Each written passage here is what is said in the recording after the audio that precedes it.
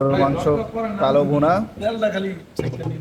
এটাকে হচ্ছে ডাল ভুনা, শসা, আর এখানে হচ্ছে কোরাল মাছ, কোরাল ফিশ, ওয়াও। আর এই হচ্ছে আমাদের সাদা ভাত, মিনিকেট চাল, শসা, আর হচ্ছে আম পাবলিকেরা। পাতারি মাছ, কোরাল মাছ, ভেটকি মাছ, যে যেটাই বলেন না কেন একই মাছ। এই যে হচ্ছে বিশাল বড় সাইজের পিস। বিসমিল্লাহ। মাথা, কোরাল মাছের মাথা। হেভি টেস্ট হয়েছে রে রান্নারে, খুবই সুস্বাদু।